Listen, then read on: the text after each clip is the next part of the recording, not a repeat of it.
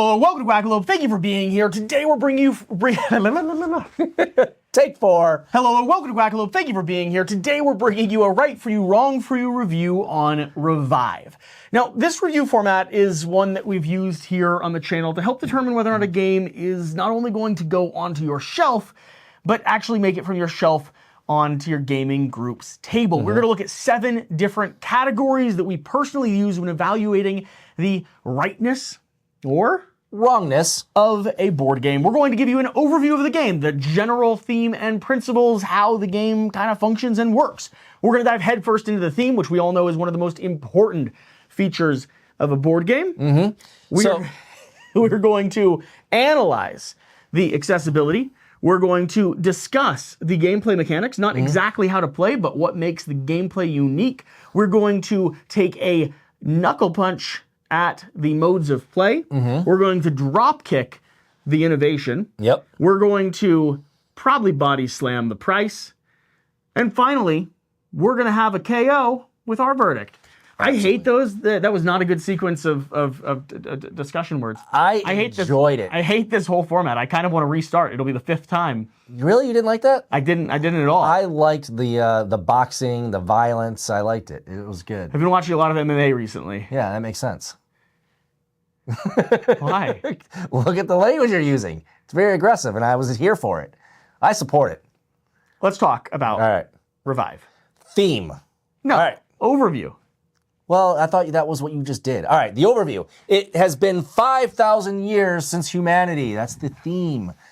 The overview, this is a Which is why you should talk about the overview, not the theme. I looked on BGG. It does not list worker placement, although your citizen cards go into these slots, which then lock it out from you in the future. So I call that worker placement because it has a lot of that functionality. I don't think Dennis knows what an overview is. I'll handle this, and then we'll let you do theme. Okay. Revive. Revive is a board game all about spreading your influence over the land and scoring as many victory points as possible. It's kind of like a Euro-esque game in that sense. You're going to be managing resources. You're going to be utilizing those resources to create a production engine on your board, not only unlocking immediate effects, but also gaining the ability to do more cascading effects as the game goes on. It's defined by deck building and hand management, which feels a little bit like worker placement, but instead of having zones where everyone is going to be able to play their cards, you have a personal board, which has top card actions and bottom card actions. Every card has abilities, and depending on where you place it on your tableau, will give you the illicit results. Those worker placement zones, in essence, do become limited, which means you're going to have to sequence and time your cards and time how you actually play through the different actions that you have available so that other people don't spread across the board, revealing tiles, organizing them in a way that is as advantageous for themselves as possible, and building or populating the different regions of the land before you have the opportunity to do so. The objective of the game is to score as many victory points as possible, but you're going to be doing that through a variety of different sub-tasks, depending on the asymmetric factions you're playing, or if you're playing in standard mode with all symmetric factions. There's asymmetric factions. Standard mode's all symmetric factions.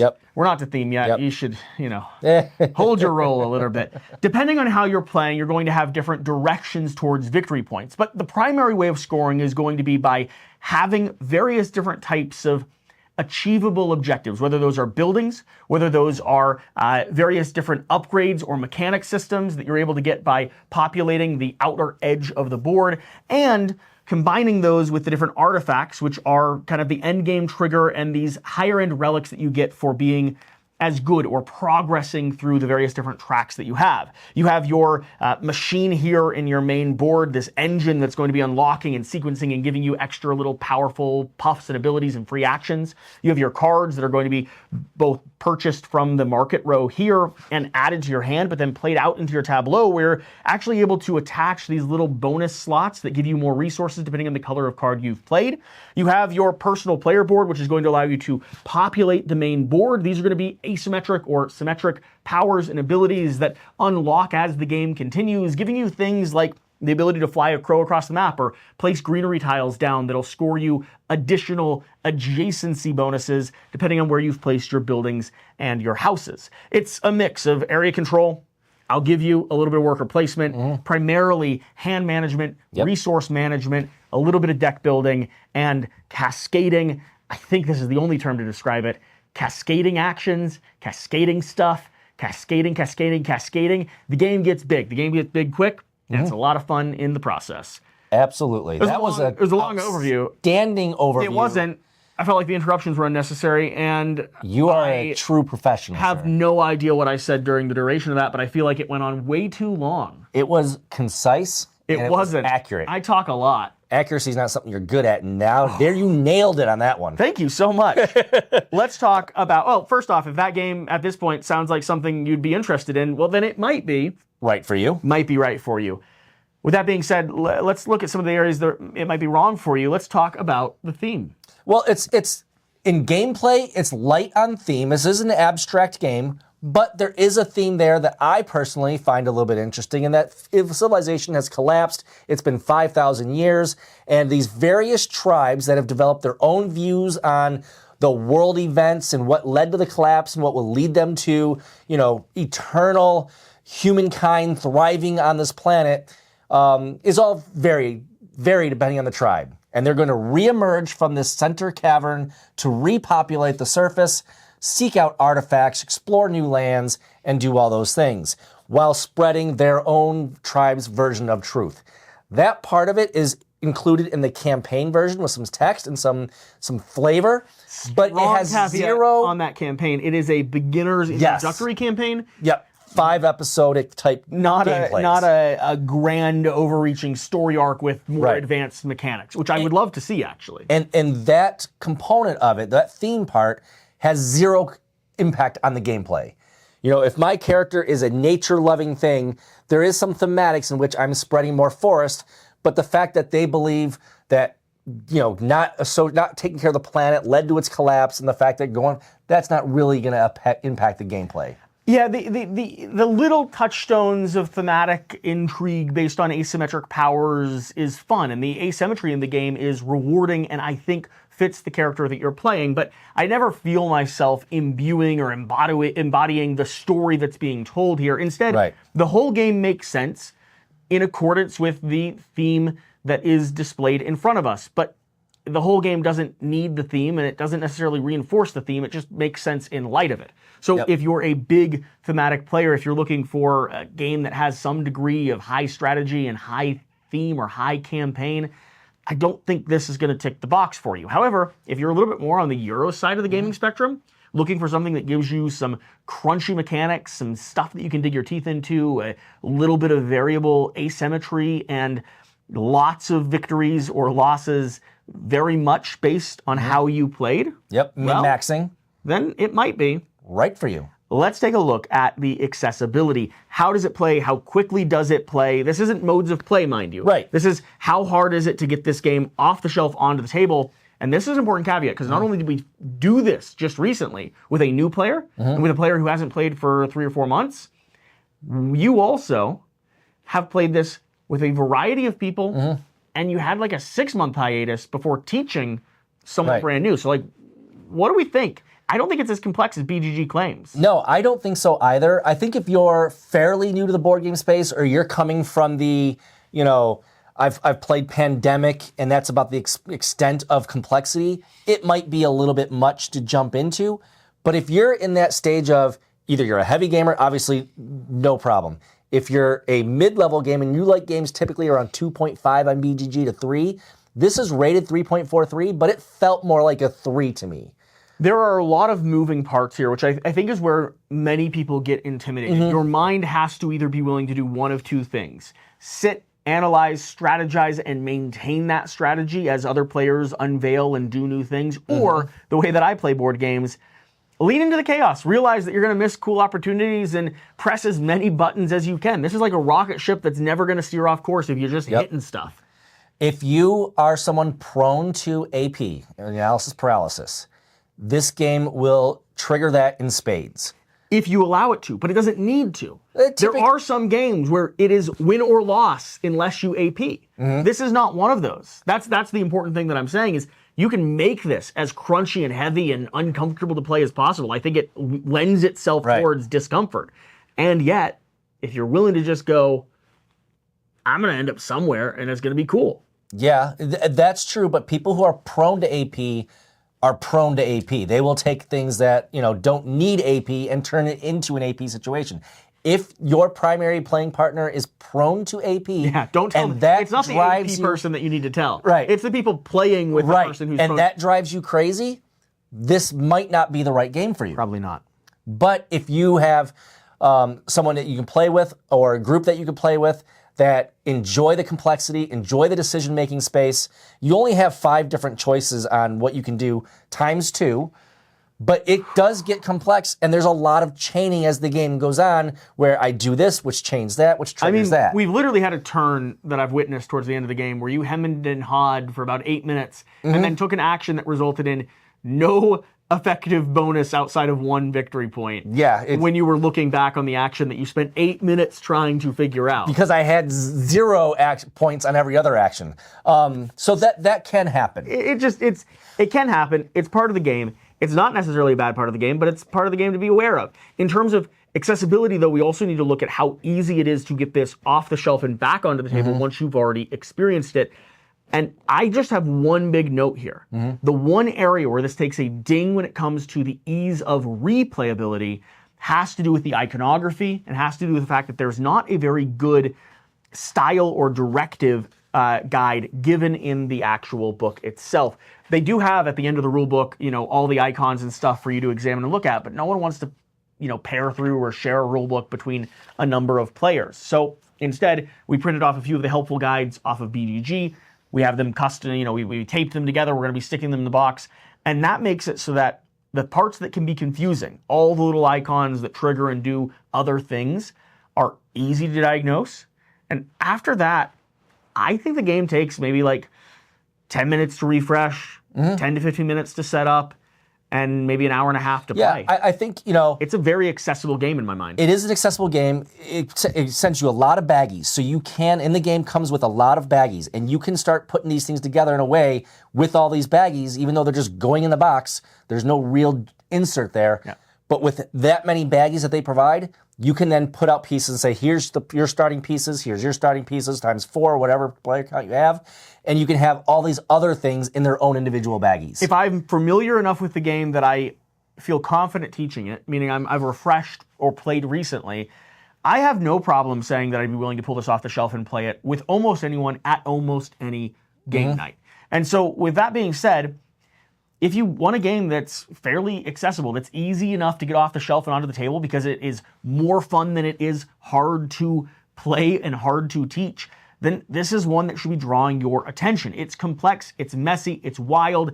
If you have players in your group that are prone to AP, I'd have to say probably forget about it at this point. But if you make it past that one big caveat, print out some BGG style guides and stick this in a forward-facing spot on your shelf because you're going to want to get access to it.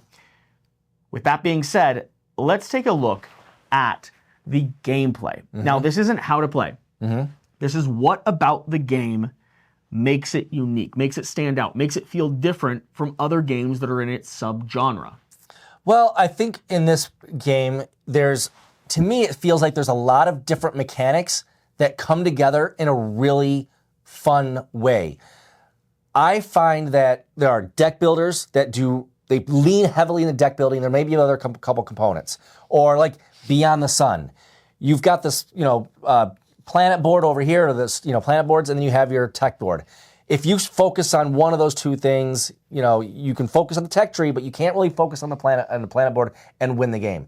This one has a lot of different things adding to it, and any of them can be viable paths to victory.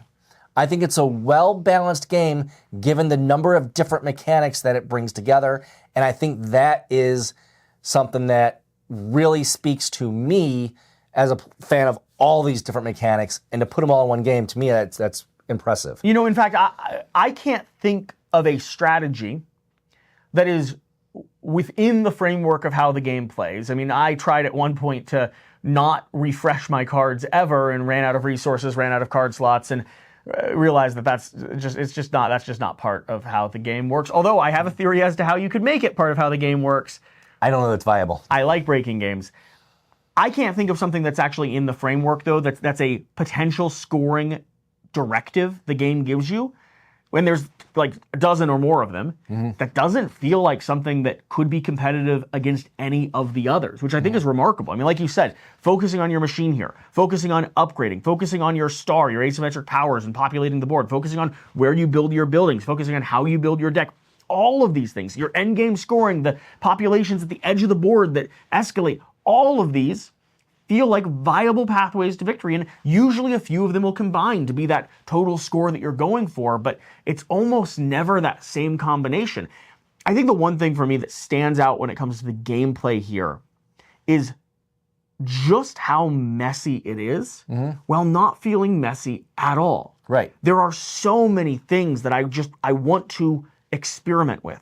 There's so many opportunities for interesting play and min-max potential. And I'm never quite doing exactly what I've done before, but I'm also not doing a completely different thing. I'm playing a card, but that card's giving me some cool chains and powers and abilities. I'm, building a building in a location, but instead of just looking at the resources I'm getting, I'm actually getting bonuses from lakes that give me endgame scoring or give me, treasure chests that I can open and get me more bonuses and lead me towards, stealing those artifacts from players. I'm working my way aggressively towards the edge of the board so I can populate there and block it off from another player, make it a little bit harder for make it a little more expensive to go to that location. There's so many little areas that are worth exploring, and all of them are viable. And I don't know of many games that give me that simple mess in a way that's as satisfying and as viable as this game does. I agree. It looks more intimidating than it actually is. Like I said, I used the analogy before, and it's one that, my grandfather used it before me and his grandfather before him. But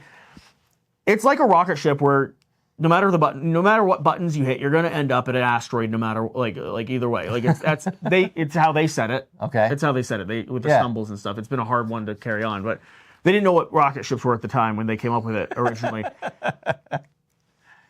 It really is. You're in a capsule and you got a dozen buttons. You're in Willy Wonka's chocolate factory, and everything leads to winning the prize. It's all good. It's just a matter of hitting stuff, and that's fun. That's cool. That's neat. So if you're looking for a game that doesn't feel quite the same as other ones because it's wild, crazy, lots of different scoring potential, and all of it is viable and worthwhile exploring, I have to say, this one might be one that you should be paying attention to. You're going to interrupt me, but I'm not going to let you. I'm going to let you have to rework your statement and fit it into modes of play. We're talking about that category now. Better not go back to gameplay. All right, modes of play. Better not do it. I had a caveat, but we'll just not give that to the What's the audience. caveat? Tell them the caveat. So, as much as there's all these buttons that are that you say give you good things and lead to winning, basically, the caveat there is that, like most Euros, or almost all Euros, if you are very experienced in the game, you will win that game against inexperienced players more often than not.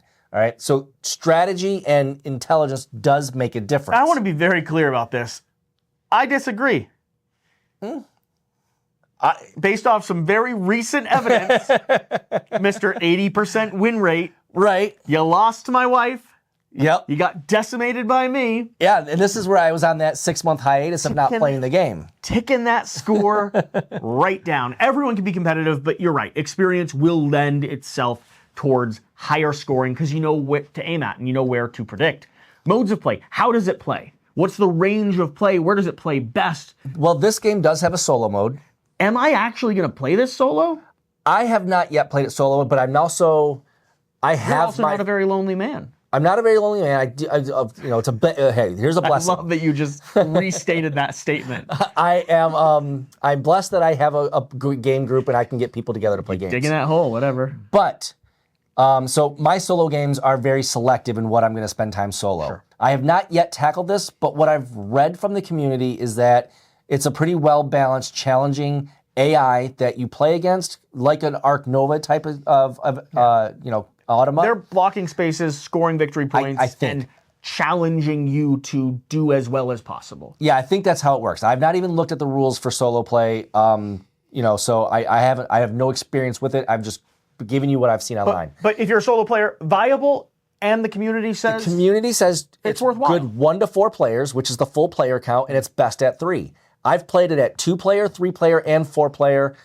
The game is great at any of them. I am glad to play this 2-player, and I'm glad to play at 3, and glad to play at 4. I will, just toss in there, it's kind of the standard case when you come to games that are similar to this. You've got areas where the players on the board are going to be interacting with each other, and that interaction matters, which means 2 players, it's a little bit too streamlined. You're not always head-to-head, and some people enjoy that head-to-head. They enjoy that conflict of space, that rush for resources or rush for limited locations. And 4 players, it can be a little bit too crowded. You might run into a situation where you're waiting for those other people to just get on with their turns. Even if they're not overly AP, they're just doing a lot of stuff. And sometimes a lot of stuff means a long time between your chance to do stuff and their chance to do stuff. That's true. So 3 players is the sweet spot because it's the most time efficient while maintaining the nature or the framework of the game. So if you're a group that's 1 to 4 players, if you happen to be one of those lonely players that he was making fun of, or you're blessed with a lot of friends, all of which are ready to sit down and play a board game, this seems to be really compelling at every player count. I don't know that I would purchase it for the solo mode. Yeah, no. But what I would say is that, I mean, for someone like myself, the solo mode is going to be a viable way to enjoy the game and increase your experience of the game when you're getting ready or when you're keeping yourself fresh for those game nights when you have 2, 3, 4 people who are ready to sit down. I also wouldn't buy Arc Nova for the solo play, even though people seem to really like it. Yeah. So if you bought Arc Nova for the solo play, this game, it might be right for you. Let's talk about innovation. And here's how we frame this question. 1, is it innovative? And 2, if it is, how? And if it's not, does it matter? I don't think innovation matters in any game. At all? If not at all, if it's still a fun experience and well balanced and the game plays well. If you have a good time, it doesn't matter if it's innovative. Does innovation add something? Yes, but sometimes it gets you trapped into seeking something that's there for innovate just for the sake of innovation. And then you find out that you open the hood and the engine's not really what it was supposed to be. Yeah, you're going to have to break that news to Da Vinci. I'm not telling him. Yeah, so, I don't know if I'm the best to speak on innovation because I find it, to me, it's innovative because I don't play a lot of games that have this many things that come together in such a well-balanced way, but it doesn't do anything brand new either. So by definition, it's hand management, not innovative. Top actions, bottom actions, asymmetric player powers, a little bit of area control, engine that starts revving itself up with bonus actions that escalate, endgame scoring with variable different ways to go for gold. All of it is stuff that we've seen. I think the one thing that I would say is that I can't think of another game that is doing just that the way that this one does, and specifically in as accessible of a package as this one. The games that kind of come to mind, and I don't think they're actually quite a fair comparison, but the games that come to mind are like Dwellings of Eldervale or Andromeda's Edge. I've not played either. Those come to mind in the way that you're exploring, in the way that you're building and scoring victory points and starting to control different sectors of the galaxy, and you have all these different buttons to press. But it's a bigger box experience. It's a harder game to table. It's a more expensive price point. It's more intimidating for the average gamer. I think that people who enjoy those type of titles are going to be drawn to this. The next adjacency that I can think of is going to be something like Lost Ruins of Arnak, or Dune Imperium, or Both Endless Winter. Endless Winter and Lost Ruins specifically having the modular worker placement deck building hybrid, which this one does have to some degree. Having the little bit of a squeezed space on the board with cards and tiles that you're going for before other players can achieve them. And of course, gaining relics, artifacts, or different types of endgame scoring systems in the course of play itself. Whereas Dune Imperium kind of has those built in. Lost Ruins and Endless Winter play with your ability to change the way you're going to win. I think all of those games are pretty close comparisons, but none of them are quite eliciting the same feeling that this one does. I don't know that I would call it innovative. I also don't think it matters in this case. I have games that are innovative that are on my shelf back there that I don't ever play and I don't really want to play. I just have them because they're cool. And then there's games like this that do 80% of what I've played in other games, but do it in such a unique, fun, and accessible manner that I'm 20% more likely to get to the table, and that 20% matters. Yeah, absolutely. So, not even innovative necessarily. You're not going to be bragging to friends about this title. When you get it to the table, they're going to be familiar with almost everything that's happening, but it's intriguing enough on its own and combines the systems in a way that makes you want to return to it instead of swapping it out for another game that you've played before. I don't know of another game that challenges the space that this one might hold, at least at this point. With that being said, final category. If they've made it here, if they don't care about the innovation, they love all the stuff we've listed, at least most of the stuff we've listed, this might be right for them. If they're watching at this point in the video, strong chance this is right for them. It's going to come down to price. Yeah.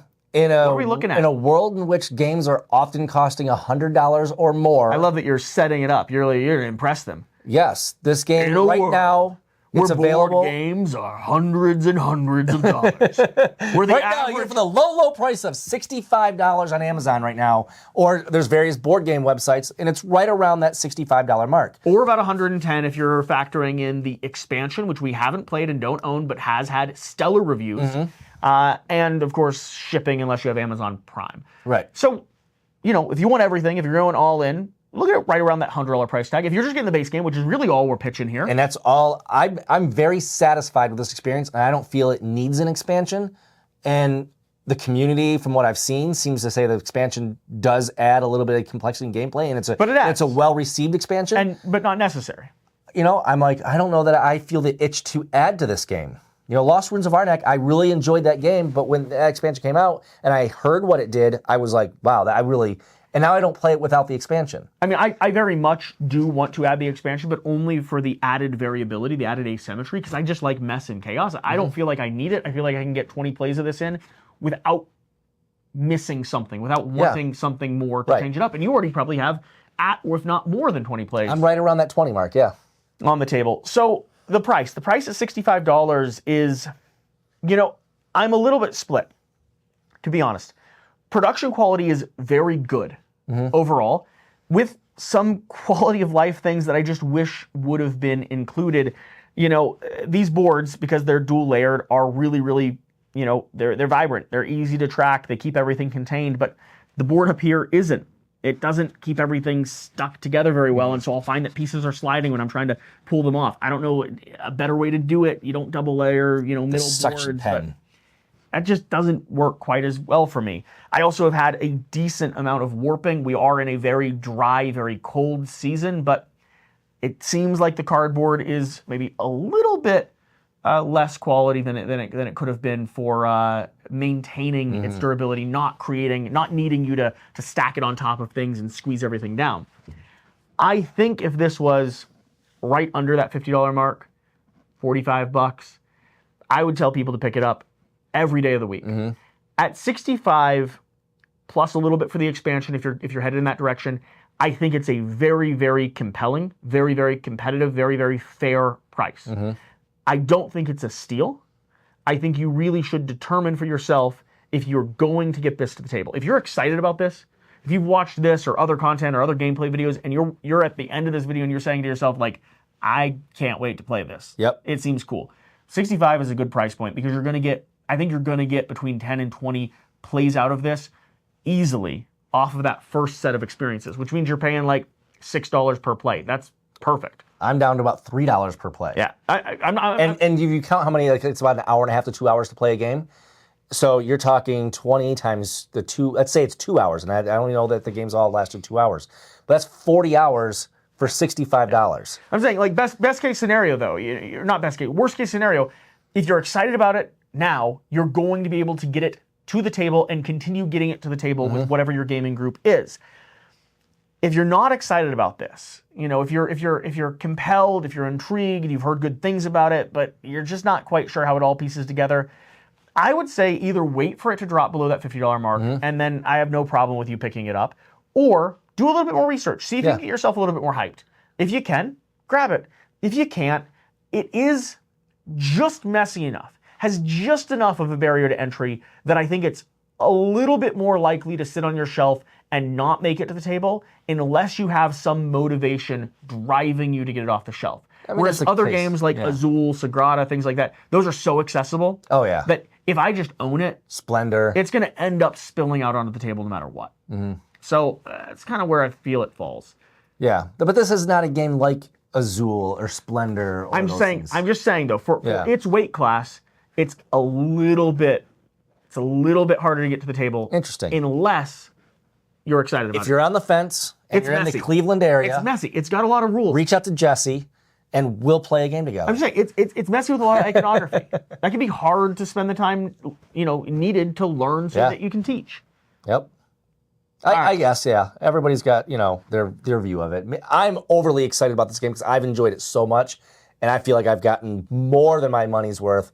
I've spent getting money on Kickstarters that are still on my shelf, hundreds of dollars, that haven't even made the table yet, and I spent $65 on this, and I've played it 20 times. Yeah.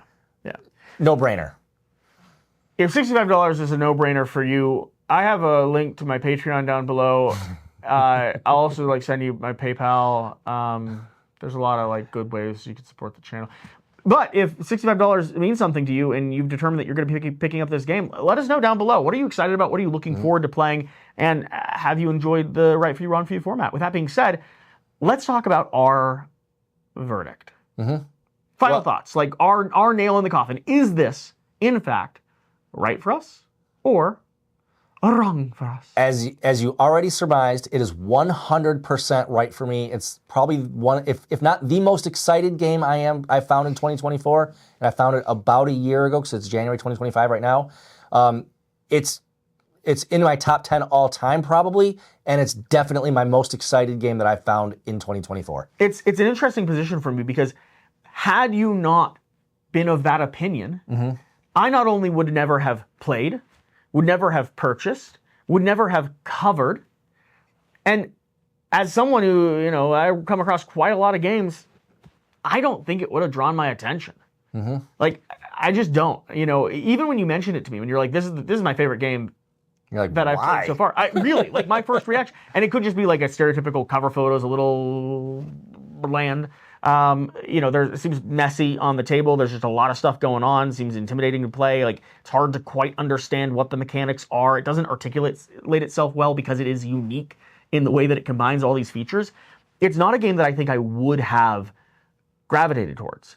But I'm, a couple gameplays in now, have really enjoyed it, have purchased a copy for myself, am already excited to get the expansion. I'm glad that my wife knows how to play it now because we'll be able to do 2-player head-to-head and have a good time with it. And I really like it. I don't know that it's going to be a game that is in my collection permanently forever. I'm not sure. It's largely probably going to depend on the game group that I have and depend on how long it goes without getting back to the table in contrast with other games like Inish, like Dune Imperium. I love both those games. I'm just saying, there's other games that are competing in that 3-player, 4-player area that will probably win over. I don't know if it's fair that they will, but they probably will. So that's the big question for me. I think I'm going to get easily between 10 and 20 plays of this. I'm excited to dive into it. I would be willing to put this on a 10 by 10, challenge. If I was going to, fill out another roster for this year. And I can't wait to check out the expansion and play through it a few more times. Yeah, and I'm going to come back from Detroit to Cleveland when that expansion gets here, and then I may end up buying it myself. So I think this is right for me. I do think it's right for me. But that probably also ties to that hesitation. $45, a little bit on sale, great, pick it up. Worthwhile. You're getting closer to the price point where you could be purchasing some other core big box, game that competes in that same zone. You got to really be excited about it. And my excitement was completely directed and inspired by your own. Yeah. I have someone in my game group that loves this game. Therefore, it's right for me. That's really the determining factor. Oh, thanks. Yeah. We do this stuff. Still a long video, I think. Probably way too long. We talk a lot. I was going to give you more space to talk. I literally told him, I was like, hey, I'm going to try to interrupt less. But it's 3 a.m. The Adderall's worn off. The liquor has settled in. The Red Bull is, coursing through my veins. And you're a professional, and I am not. Professional what? Content creator, professional in front of a camera. I think people underestimate the skill and the experience and the quality of what you do and how you do it. You throw a camera in front of 99% of people, and it doesn't come out really well. It doesn't come out in a compelling way. You're supposed to. To start with, you shouldn't throw cameras at people in general anyway. Most people, not the right start. They can catch, right? They'll just catch it and throw it back. Cameras are expensive. Nah, not for you. $65 games are expensive, but massive, heavy-duty cameras that are professional use, no, those aren't expensive. That's nothing for you. With that being said, whatever the case, whatever you do, remember to do the important thing. If I'm really genuinely, cameras are expensive for me. If you purchase this before you even got to the end of the video, I just we could use your support. I would love a seventh or eighth camera, for instance. You got my emails down below. I'll give you my address. We'll play games together. I'm looking for a sugar daddy. No sexual favors. I'm a married man, but board game favors are included. So we can have a conversation about it, and we'll work out the details. Man. I enjoy these endings way too much. I know. You get so chaotic at the end of videos. It's great. I imagine someone else sitting there watching it going where did this go? Why do I have the volume on? Mom, I promise I'm not back on that website. I'm just watching board game content on YouTube. Yep. And you're talking about sugar daddies. I don't ever know where it's going. We'll see you next time. Bye. Bye.